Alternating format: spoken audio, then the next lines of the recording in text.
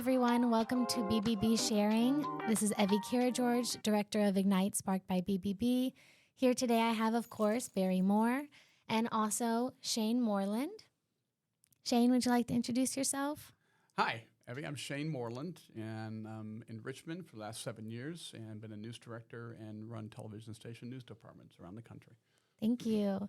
So we did a previous podcast with you, and you asked a question ending the podcast. And you said, what are the 3 things you need to be in order to be a well-known or successful journalist? Right, and to be effective. First of all, you have to be nosy. There aren't enough nosy people out there asking questions. If you grew up and your mom or dad told you got your nose in other people's business too much, you might be a journalist. Secondly, you have to love to communicate, either talk or write. You have to engage people, be engaging to people. And then third, you got to be a little power hungry. You got to want to win. You got to want to have the lead story. You're going to want to tell the story before someone else. You're going to want to tell the story better than someone else.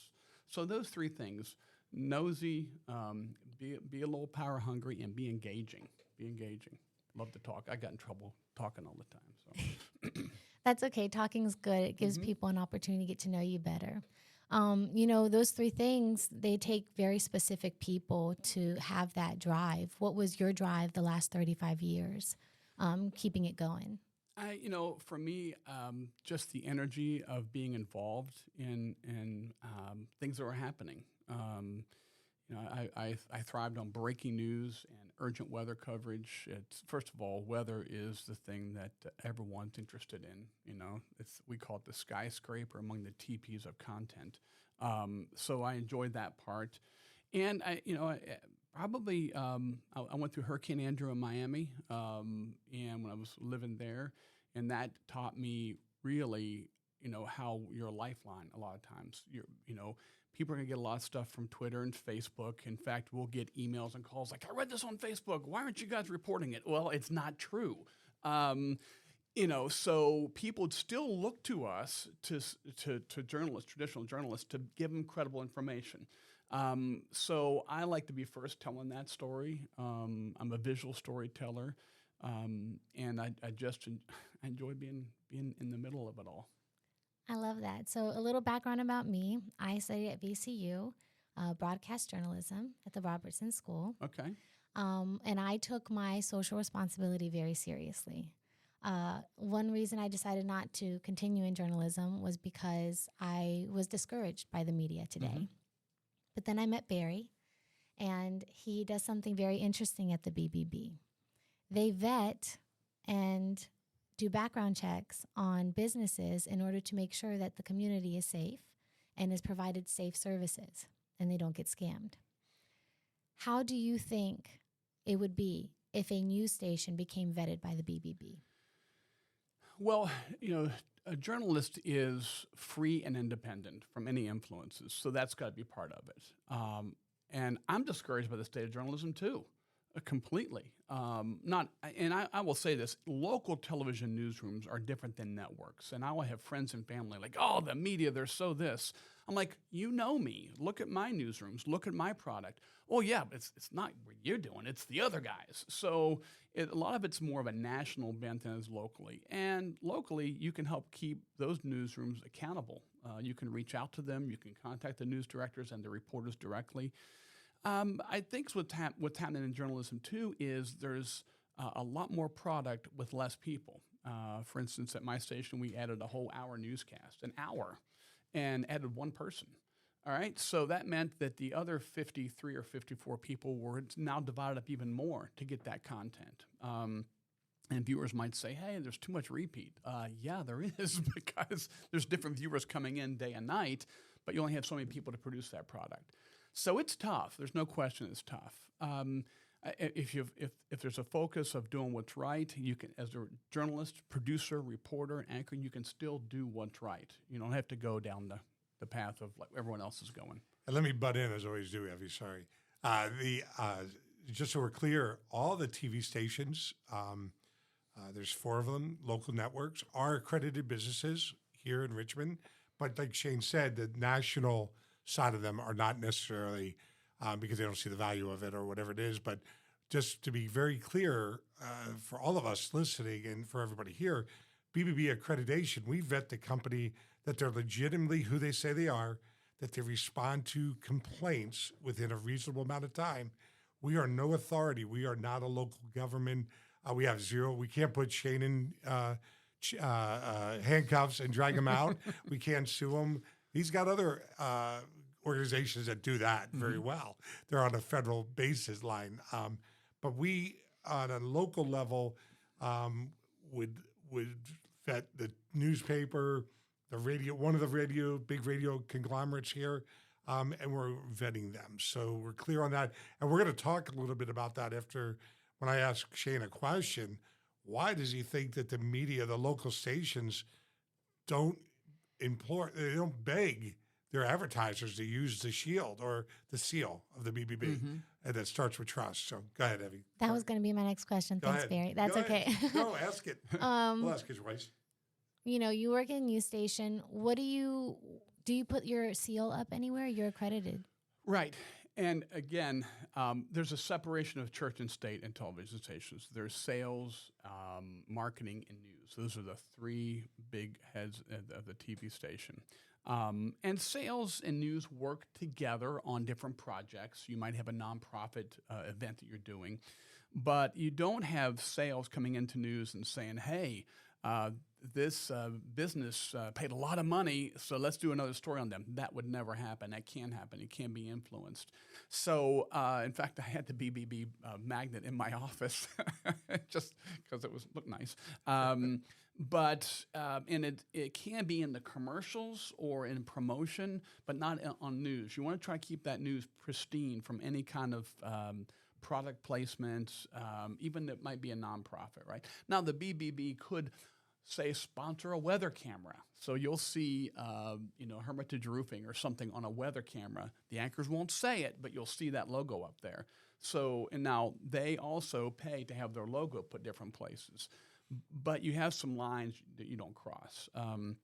Sports is a place where they cross the line. You know, the Domino's halftime report, right? Subway fresh take hotline. But the sports has kind of gone down that path. But the news part, you kind of got to keep that pristine. So it's separated a bit. Yeah, you're not going to have the anchors with the BBB lapel pin. Barry might get to one of them, and if you catch it, like, what are you doing with that on? No, it keeps it neutral. I like that. Mm-hmm. Yeah. My last question for you is, part of Ignite is we want to introduce people to coming here and talking about topics. Answering the why is what we're calling it. And so would you ever come back either to do a podcast or to join one of our topic events to discuss with others in the community why for a specific question? Yeah, I got lots of questions. You know, you'd think you get one thing I said about news or journalism is every day you're learning something else. Every day you're facing a story, a situation. You're like, I've never seen that before. Sometimes a producer or a reporter will like, is that a big story? I'm like, have you ever seen that before? Like a dog biting a man is no big deal, but a man out biting a dog, that might be a story, right? So you're looking at things, and these days there's all kind of different things happening, right? So yeah, I mean, I still love to ask questions and get nosy. I get my hands slapped because I ask, questions I shouldn't ask. I love that. And that's going to be what we're going to offer.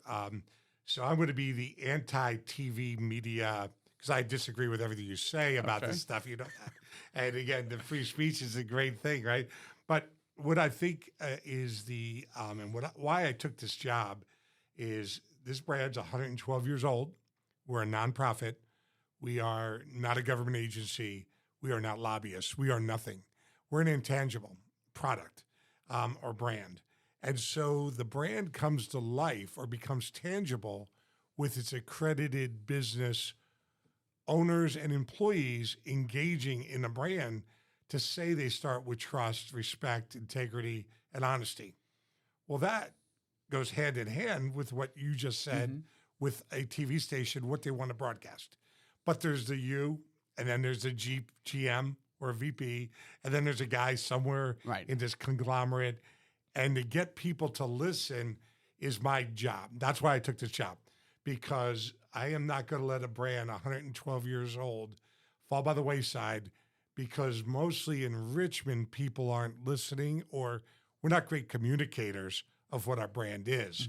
I'm not a CEO that's going to sit in my office, take the paycheck, give a couple rules out, and discipline people, pump them up, pat them on the back, and say, "Oh, you're wonderful," and then I'm going to go golf, or I'm going to go to a lot of lunches. That's not who I am, and I'm not going to do that because it's too important in Richmond.